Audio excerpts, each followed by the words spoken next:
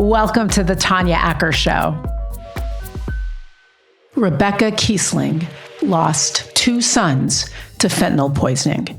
Listen as she tells her story. Welcome to the podcast, Rebecca Kiessling. Thank you so much for being here. And first off, I just have to say, I'm so sorry for your loss. Thank you. I appreciate it. I don't have children. I'll never know the unnatural pain of losing a child. You've lost 2. Tell us about Caleb and Kyler and how you want us to remember them. I actually lost 3 children. I lost a baby girl, Cassie, 23 years ago. Part of the tragedy is my sons grew up going to the cemetery, and we would see headstones of teenagers, and you knew they were teenagers because they had their photos laser etched on the headstones. And we would talk about, things like suicide, or, they might have been drunk driving deaths or drug use. And so my boys grew up getting every warning. Their birth mother had been addicted to heroin, and Kyler's biological father as well had been addicted to heroin and actually tried to drown him when he was 9 weeks old. So, and they knew that their grandmother, their maternal grandmother, biological grandmother, had been addicted to substance use. And so they grew up hearing every warning, and yet they still fell prey. We found my son Caleb's writings the day after they died 3 years ago. And he thought he was safe doing pills. He thought as long as he didn't do anything like meth or heroin or crack, that he would be okay. And, to be honest, I didn't even know what fentanyl was. It wasn't talked about a whole lot in the news at the time. I know that Caleb, before his death, was trying to educate other young people about the dangers of addiction. Kyler graduated just the day before he died. Had your boys struggled with addiction that you were aware of? I mean, sometimes people just don't know. Their first addiction actually was vaping, nicotine. And that started in middle school. And even though, they were attending a school district that was one of the top 5 in the state of Michigan, and, we're in a community that's been consistently ranked in top 20 cities to live in America, there's a problem with pill use, I found out now, and with vaping and nicotine and marijuana for teenagers. So all of those were gateway drugs for them. My son Kyler was a wrestler. All of my kids played soccer as well. But when he would try to go off of nicotine for sports, he talked about how hard it was, and that he would throw up for 3 days, and he'd have horrible migraine headaches going through withdrawals from the vaping he was doing, which is far more powerful than cigarettes, maybe like what we grew up, what we heard about, other kids doing. I wasn't a smoker, but the amount of nicotine they get in vaping is so much more than, what was available when we were growing up. I mean, everything's changed so fast. There were these earlier addictions, and as I understand it, your boys had taken Percocet, and it wasn't the Percocet that killed them. It was the Percocet that was laced with fentanyl. Just to clarify, it's not laced, right? I mean, if something's laced, you assume that there's some of the original in it. So they were just entirely fake Percocet. There was 0 Percocet in it. It was 100% fentanyl and fillers. So, they're really murder pills. And kids... Let me just understand. So somebody, and the dealer actually who sold them these pills, he got the Narcan, his life was saved. He's incarcerated, but alive. He sold these pills to your boys under the illusion that they were Percocet, but they were actually just fentanyl. It was fentanyl. Yeah. We find out after through the whole, after the arrest and everything leading up to his plea and his sentencing, we found out that this drug dealer had been poisoned. Because I try to use the word poisoning. I'm not going to assume it's an overdose. Overdose is when people die from their drug of choice. I'm going to assume that he wasn't. Poisoning is when you substitute something for something else. And I'm with you on that. We will refer to their deaths as poisonings because that is indeed what they were. But even when someone's saved by Narcan, I would still call that a poisoning if it was fentanyl, because very few people are taking fentanyl on purpose. But this drug dealer had, quote, overdosed. He had been poisoned a month before and was saved a month prior using Narcan. And his girlfriend, same thing, only a few months before had been saved by Narcan. So he knew that he was getting pills with fentanyl in it. So I can't say that I know that he was trying to get fentanyl on purpose. People can be addicted to fentanyl and not know that that's what they're addicted to. And I 100% believe that was the case with my sons based upon what they had communicated to me and others. I think that it is worth noting that in Michigan, the state where you're from, there was a 23% increase in opioid deaths between 2019 and 2020 when your boys were killed. And then there was a 17% increase from 2020 to 21. Why was it important for you to tell your story in Congress? And I think that's particularly a really relevant question now, because I think that most folks, I don't care your politics, I don't care who you voted for, there's a real dysfunction in our government where we're not kind of addressing what's happening to people on the ground. Well, I mean, fentanyl doesn't care what your race, exactly. gender, political That's party why, is. please have at it. Why was it important for you to go before this body and tell this story? You tell us. Well, I mean, I was asked, and so I said yes. I mean, it was just another opportunity to be able to share. And, it's not like I'm out there every day doing this. I have to pace myself. Like, I don't want to remember my sons for how they died. I want to remember them for how they lived.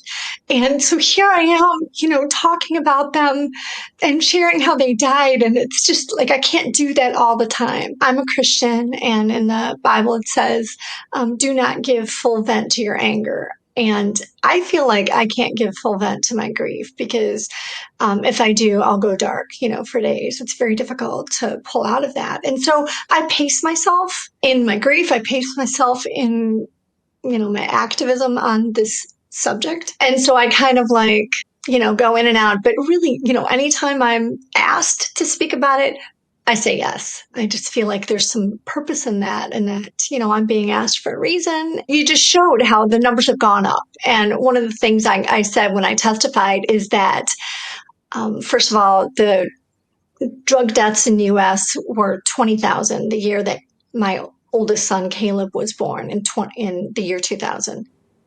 20,000 drug deaths. The year they died, 2020, there were over 100,000.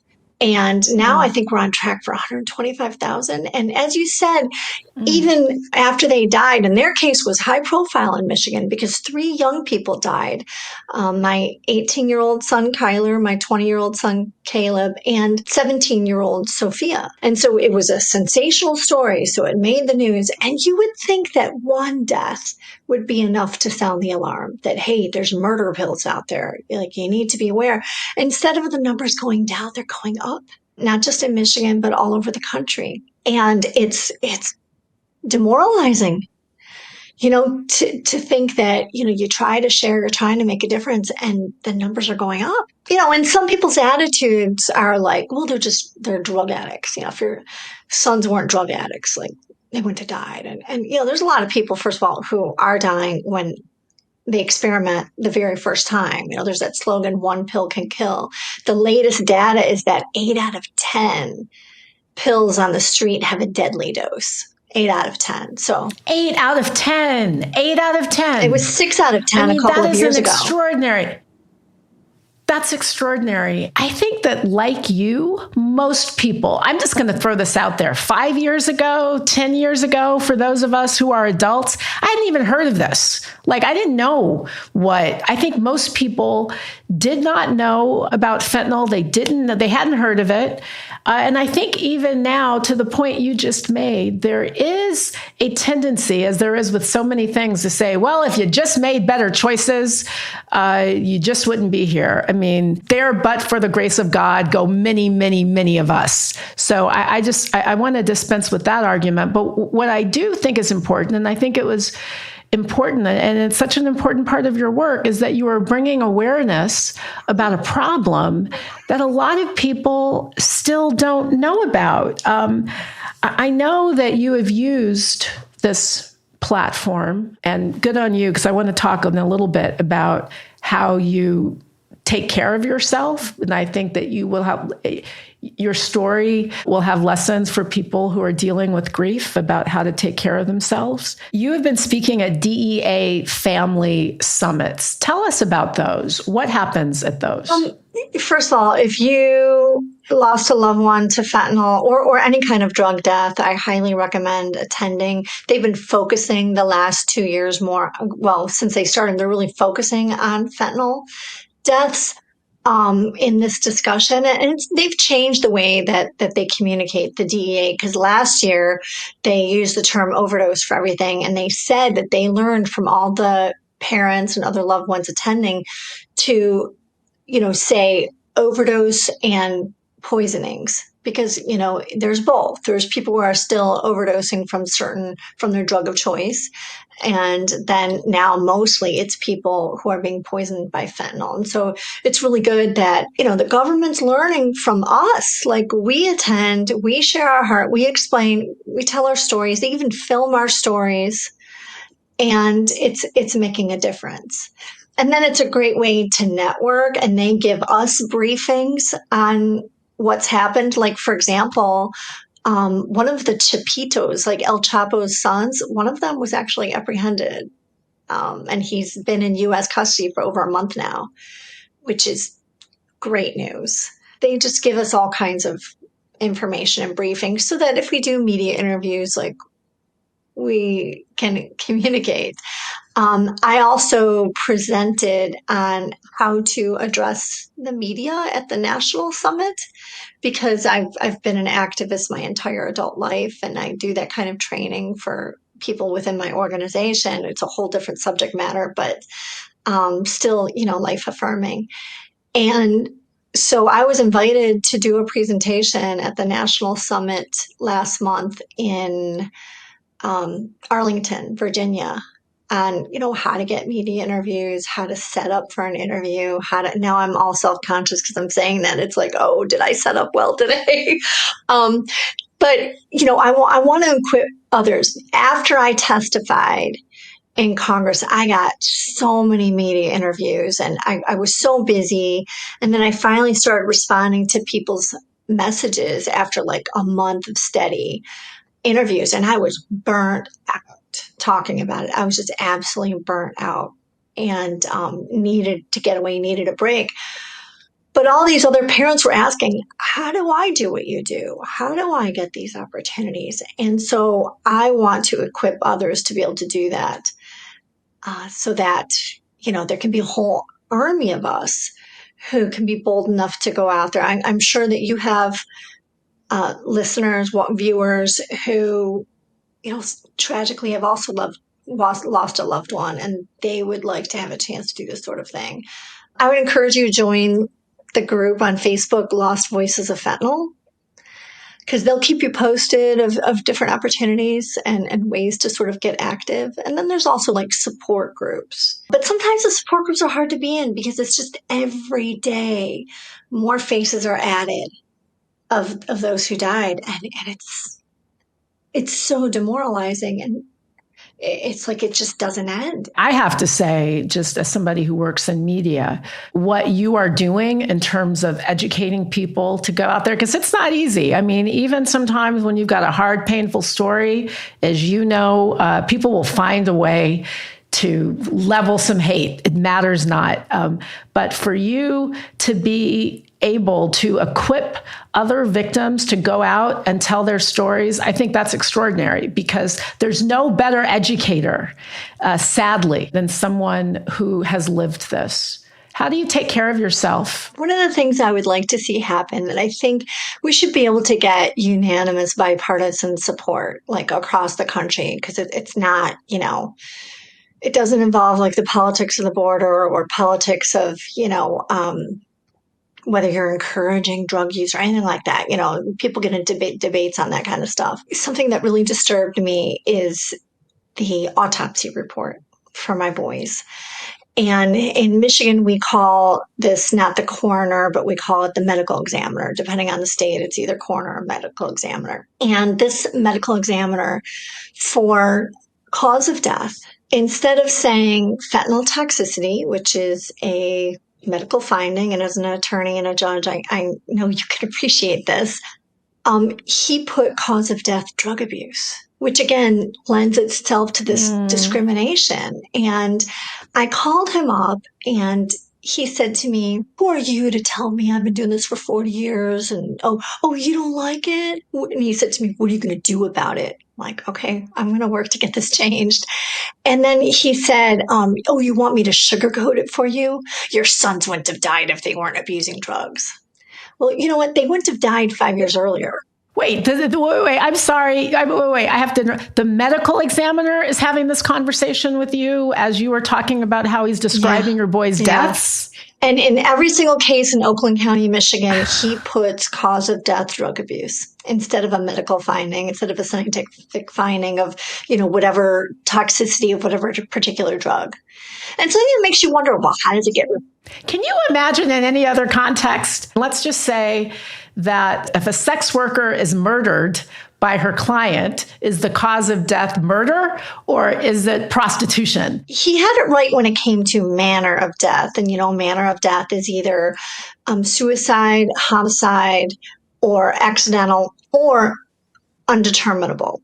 And unlike with like a stabbing or a gunshot, where a medical examiner could make a determination whether it's accidental or homicide, with toxicity reports, like a medical examiner can't tell. That's going to be left up to a detective to determine the manner of death.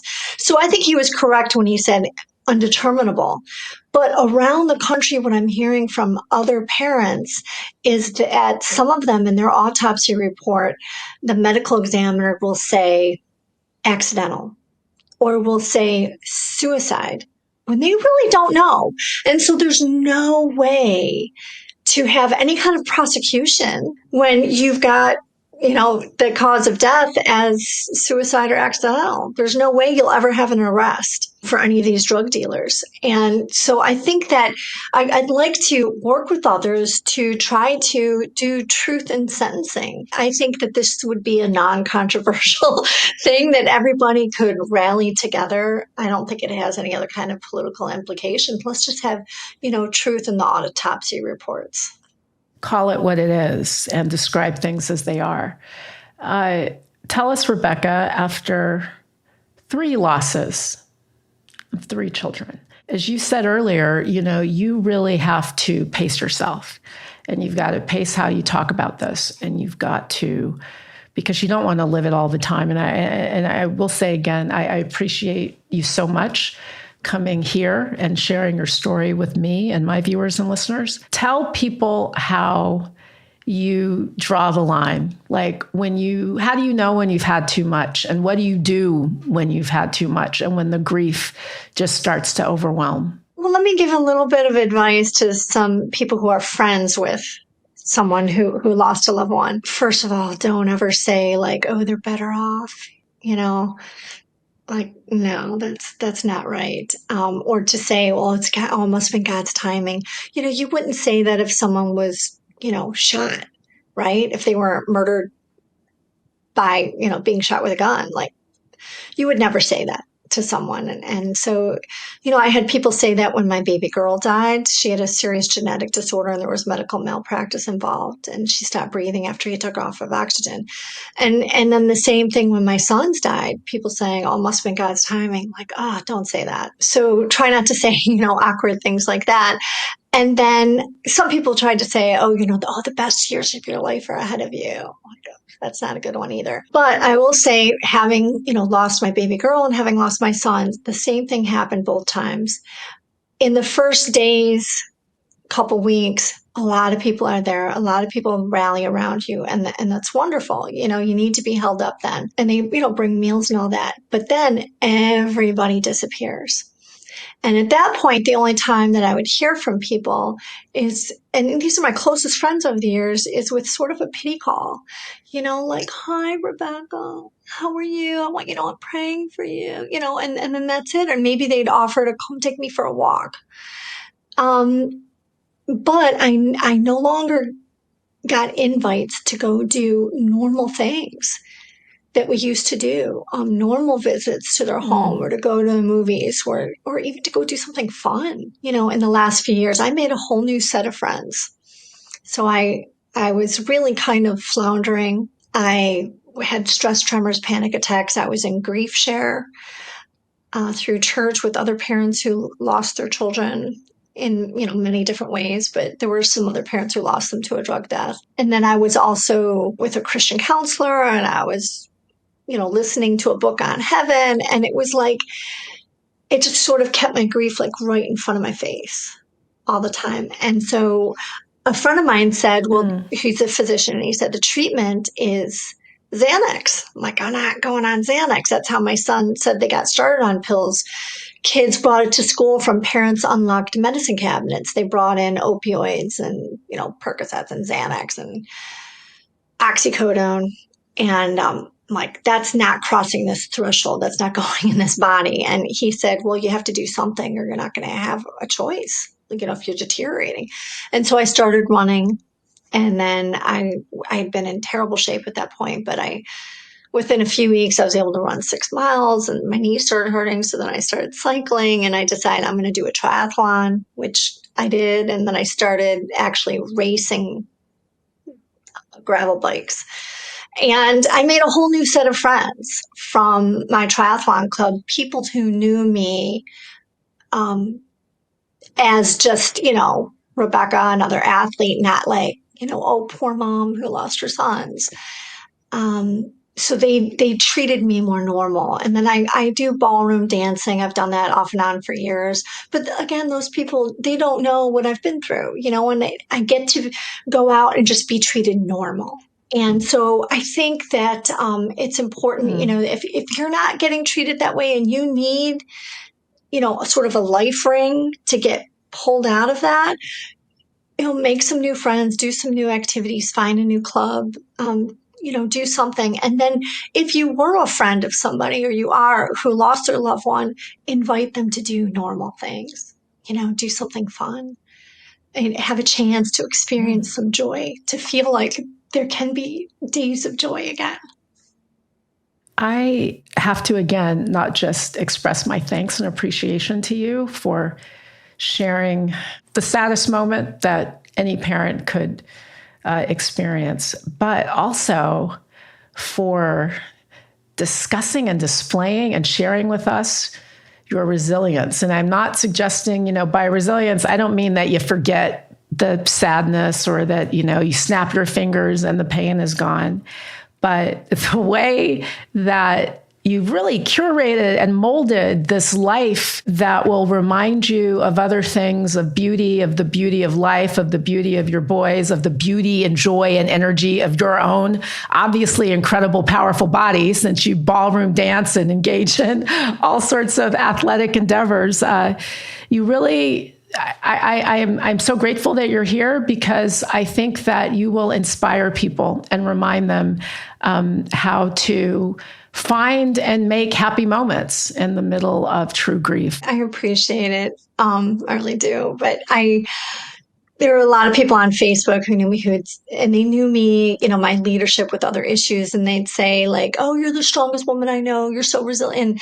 And I'm like, gosh, if they could see me on a day-to-day basis, honestly, I am a shell of what I once was. I know I'm not as strong as I had been before losing them. But, what I tell other parents is, and it's kind of easier when you meet other parents and you're able to when you can speak positivity into them, you can see what life means to you as well. So it's easy for me to look at some of the other parents who lost loved ones and tell them, you matter. Your life matters. You deserve to have a good life. You have to fight for it. A friend said, it takes no effort to drown, but you have to fight to survive.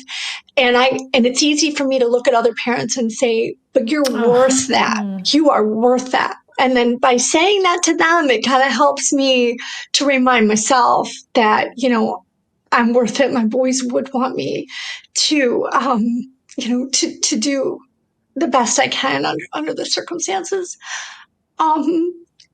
It's hard to even say thrive, but sometimes there's days when I feel like I'm dragging a dead body around, like, come on, get out of bed, like, we gotta go to the grocery store, like, and it's hard. There's days when it's really hard. But I do have 3 daughters, but it's like not even doing it for them because, they're older, they're going to move on with their lives and they're going to move away and I'm still going to have to do it for me. Right. So I have to remind myself that I'm worth it just like any other parent is. And just like my kids' best friends who are devastated. There's so many young people in this country. It's not just parents and siblings, but there's a lot of young people who lost their best friends. And, when I tell them, I want you to have a great life. I want you to live enough for 2. And they should. They're young. It's like, my son's girlfriend, like she was so devastated and to see her so young and so, I want her to be happy. And she did meet someone else and she ended up unfriending me, on social media, she said, because she has to have a chance to move on with her life. And I wholeheartedly believe that. And so anybody else who's going through this, like, you all deserve to have a great life. Just live enough for 2 and take care of yourselves.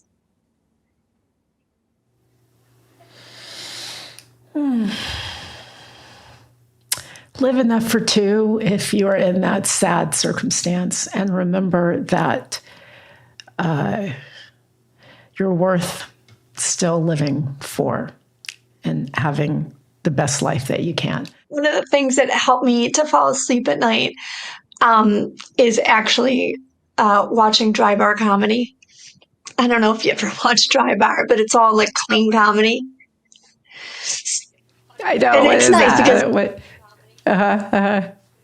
I was like, is that blow comedy at the blow dry store? Dry bar blow dry because salon. Dry bar literally comedy. they don't serve alcohol where they film this, and it's in Utah. But it's all clean comedy, so they're not allowed to talk about drugs, and they're not allowed to talk about like sex. It's clean, right? They're not going to use bad words, which is nice because I don't want to watch a comedian who's joking about drugs, So watching that, like literally that's how I would fall asleep at night. Laughter is good medicine. Rebecca Kiessling, you are a survivor and a hero and a teacher. And thank you for sharing your story and thank you for being here. I really appreciate you. Well, Tanya, I really appreciate it. Thanks for taking the time.